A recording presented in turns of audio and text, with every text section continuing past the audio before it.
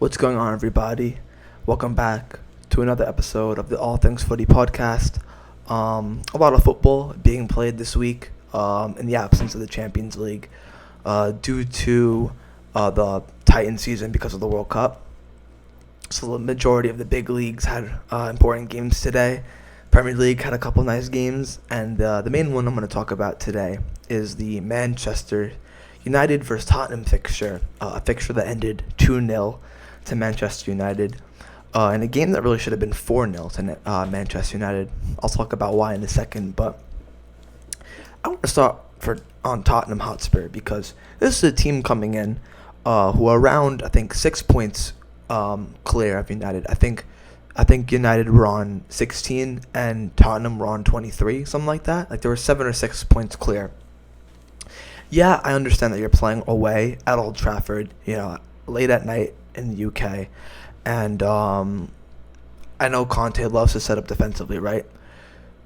But how boring do Tottenham play? Jesus Christ. You couldn't pay me to watch a Tottenham game unless it's not a top 4, 5, 6 side.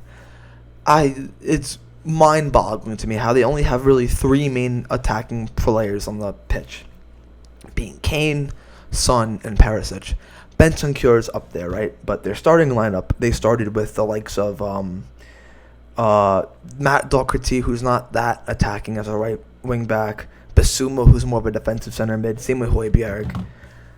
It's just so boring. And Tottenham, all they do is play a low block, get 10 people behind the ball, and then when the chance arises, hope to God that a counterattack and like a 4-on-2 arises and hope they get a penalty. Because that's all they could fucking score by. It's so annoying to watch these men play because Harry Kane's arguably one of the top strikers in the world. Heung-min Son on form is one of the best wingers in the world, or best attacking players in the world. Again, when he's on form. It's ridiculous. And Hugo Lloris gets to made look like he's fucking Jesus Christ because he faced, I believe, 29 shots, or I think Man United had 29 shots, but I think only like half of them were on goal, something like that. He makes easy saves look like they're immaculate saves because of how many shots he's facing. I mean, I saw on Twitter today, everyone's saying, Lloris against United is like a brick wall. These are saves a goalkeeper should be making. I mean, I understand that Donny's not been giving a break because of how many shots he's facing, but he's a good goalkeeper. But goddamn, he's not making like world-class save after world-class save. But I'll tell you why I think it could have been Lloris's held in high regard in this game, because I thought the finishing from United was pretty poor, especially from their number 10. Not number 10 in position, but jersey number. But I still want to see on Tottenham because they were fucking dreadful today. I wouldn't even say they're dreadful. They were just like what we expected, I guess. Like, again, you're going in away from home. I just don't understand why they just sat back the entire game until Man United got that goal. The goal was coming ever since minute number 3. Anthony looks amazing. But again, I'm going to get all into the Manchester United players in a minute, but again, Tottenham just so boring. And I think they had one decent-looking counterattack. I think it was like a 4-on-3 that evolved into a 4-on-4. It was in the second half, and then is the one Kane hit like the ball into Dallow's head, who was really, really good today. And yeah, nothing arose from that. A really, really, really, really, really, really easy win for Man United, in my opinion.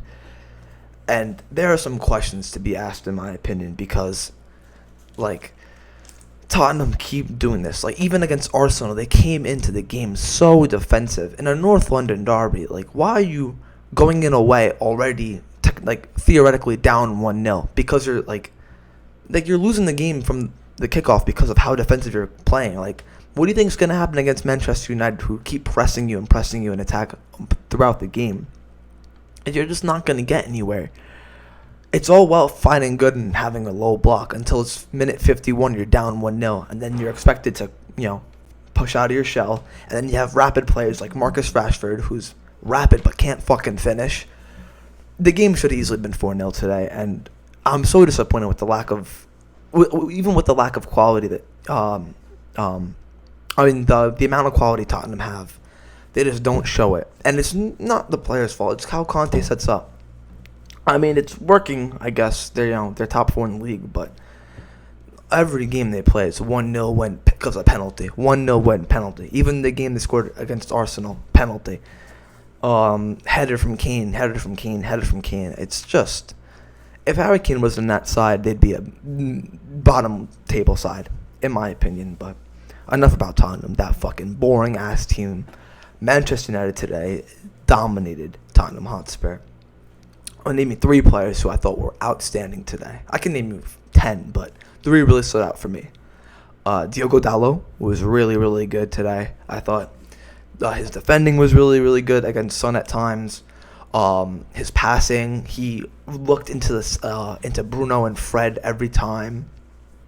He got the ball, gave them really, really good through passes to help them get the ball to their strikers. His crossing was really, really good. He had a really good ball to Shaw. That Shaw volleyed really well.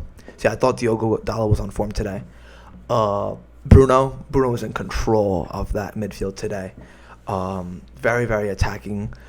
Made very, very good passes. Decision making was on point today. He scored a really, really nice goal and should have scored a second if he just held his run a millisecond earlier. He would have scored a really, really good goal where he sat Lloris right down to the ground, but he was deemed offside. So yeah, and Fred. It's funny because I was such an anti-Fred guy. Like, I thought this guy did nothing for United. But I've been absolutely wrong for the last couple of games. Like, even the start of the season, he's on form, man. He controlled the game today. He was like N'Golo Kante today. I won't even say a mini Kante. He was like N'Golo Kante today. It's a little more attacking. He was in every tackle. He was pressing. He was in the back line. He was up top, pressing the goalkeeper, making things happen.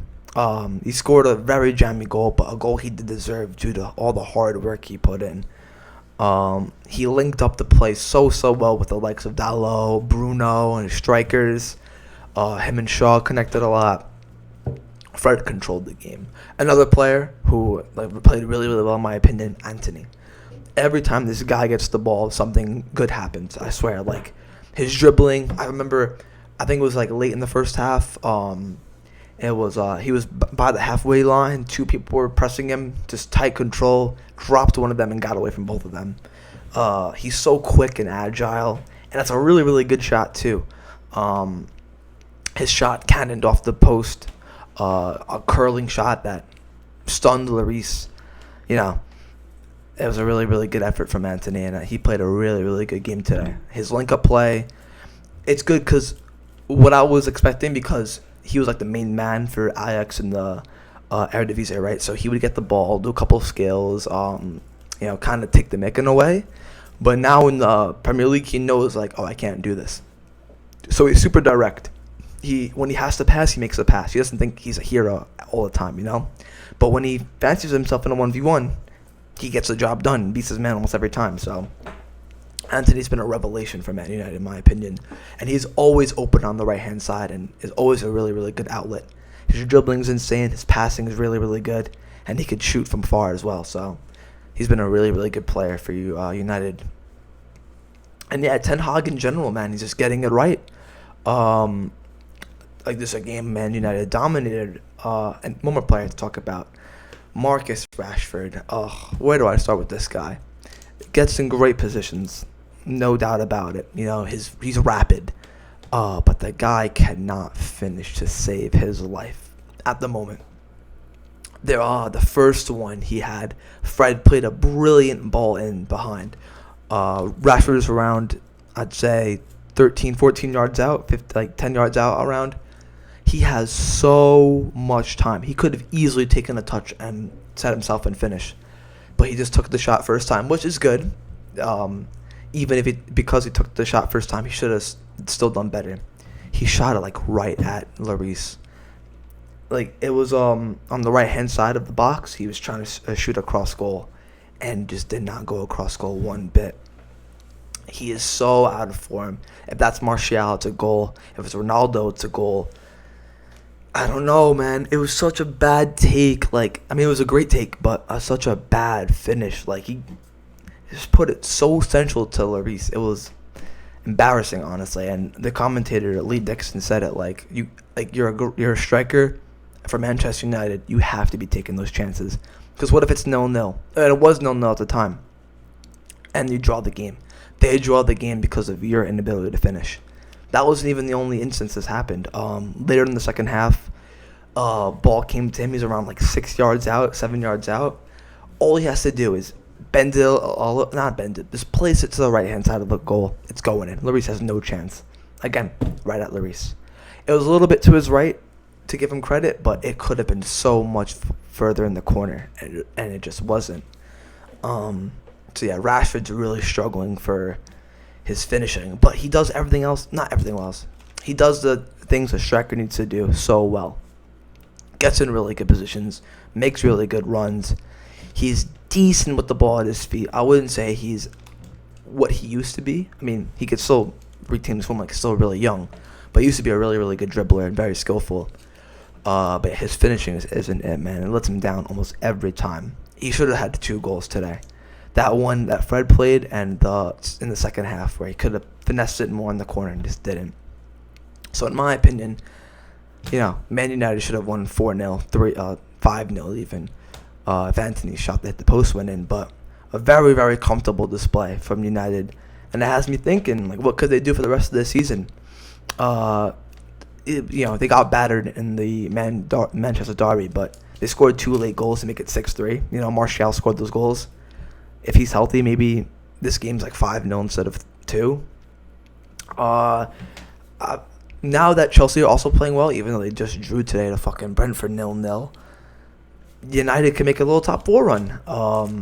I think they're better than Liverpool. Actually, I'll take that back. Liverpool have been on form recently, I won't lie. I think they could challenge for top 4, though. I think it'll be close between Liverpool, Chelsea, and United. I think Spurs might jam their way to secure 3rd, and Arsenal and City are going to hopefully fight for 1st, but I think it'll be close between Liverpool, who will eventually catch up later in the year, Chelsea, and Tottenham. Speaking of Liverpool, they won today, 1-0 against West Ham, I believe at home. Darwin Núñez getting the only goal, and it was a really, really good goal. He headed it down into the ground, and it bounced up into the corner. Very, very, very good finish. And he also had a really good strike, cannoned off the woodwork, off the post, with his left foot, I believe, as well. Darwin he's getting chances. Even the game they played against Man City, he had 2 chances. 2 chances he should have scored, and 1 he should have assisted. The one to Salah. Darwin's a good player, and I think he's coming good more and more as he's getting more minutes and more used to the Premier League. Champions League, he looks really good too. So as long as Klopp keeps trusting him to get him results, I think Darwin's just going to feel more and more confident to go do the job Klopp's asking him to do. I know they don't quite play to Darwin's strengths most of the time because the focal point of the team still is Mo Salah. And even still, they play like a center forward-ish role when Bobby and Jota are fit. But Darwin's kind of like a Timo Werner in the sense that he likes to drift wide a lot, wide left. You saw against City, he drifted wide a lot. That was a position he was in to square the ball to Salah, and he didn't. So I know the system isn't exactly what Darwin's used to, but I think he's played pretty well to it, and he's starting to adapt to it now that he's getting minutes. I mean, hopefully he could still continue to adapt and get these minutes because he looks a really, really good player when he has a chance. I feel like he has like one really, really good chance a game, and today he took it and scored. So my hopes are up for him and up for Liverpool. Hopefully he can help save their season. But and Alisson also saved a really, really good penalty from Jared Bowen, which helped secure the win. But yeah, pretty good day in the Premier League today, except for my team Chelsea, who drew to Brentford, which is unlucky. But yeah, month away from the World Cup or thereabout. I think it's a month from tomorrow, which is October 20th. So November 20th, I believe it's when it starts.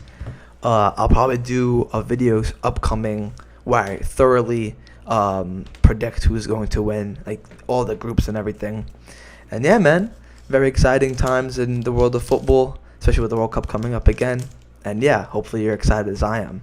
Thank you all for listening. Leave a like, comment, subscribe, and I'll catch you guys in the next episode. Take care, everybody, and peace.